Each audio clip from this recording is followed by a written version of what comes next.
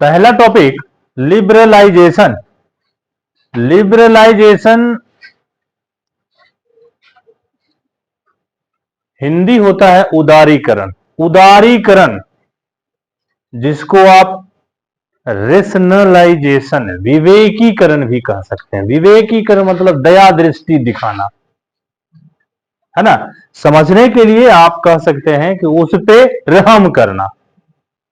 तो बिजनेसमैन जिस पे बहुत तरह का टैक्स था, एक्सपोर्ट, इंपोर्ट, ऑक्ट्री ड्यूटी, इस सब टैक्स के सिस्टम को थोड़ा सा नॉर्मल कर देना, है ना। टैक्स एक देश के व्यापारी दूसरे देश के व्यापारी से जो माल लेता था, इस पर बॉर्डर पर export, import, Exim duty, ऑक्ट्री duty और भी कई हिडन टैक्स लगता है। इस टैक्स के सिस्टम को नॉर्मल करना लिबरलाइजेशन है, जिसे हम रेशनलाइजेशन, विवेकीकरण, दया दृष्टि दिखाना कह सकते हैं। तो विवेकीकरण कहने के लिए कहेंगे कि सिंप्लीफाइंग इंपोर्ट एक्सपोर्ट प्रोसीजर। जो हमारा इंपोर्ट एक्सपोर्ट का जो गवर्नमेंट का सिस्टम है, उसको थोड़ा सिंपल कर देना लिबरलाइजेशन है। उसके बाद प्राइवेटेशन, कल भी चर्चा किए थे कि गवर्नमेंट सेक्टर जो लगातार लॉस की स्थिति में है, जिसके कारण गवर्नमेंट को रेवेन्यू का लॉस होता है, उस सेक्टर को प्राइवेट व्यक्ति को सौंपना ताकि वो उस संस्था को अच्छा से चला सके। ये चीज हमारा प्राइवेटेशन है।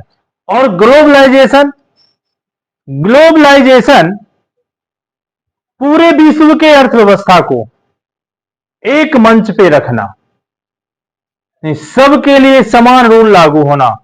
अमेरिका वाला भी हमारे देश में आके बिजनेस करेगा तो जो हमारे देश का बिजनेसमैन के लिए रूल रेगुलेशन है वही उस पर भी लागू होगा।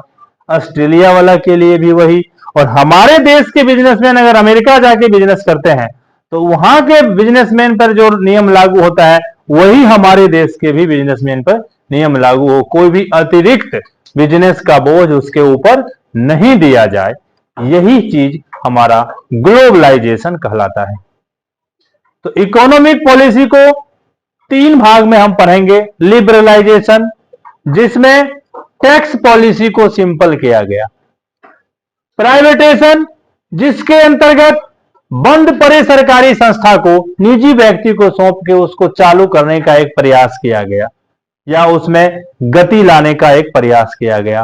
और ग्लोबलाइजेशन पूरे विश्व के अर्थव्यवस्था को एक मंच पर रखने के लिए, पूरे विश्व के व्यापारी के लिए समान सूत्र लागू करना ग्लोबलाइजेशन, भूमंडलीकरण कहलाता है।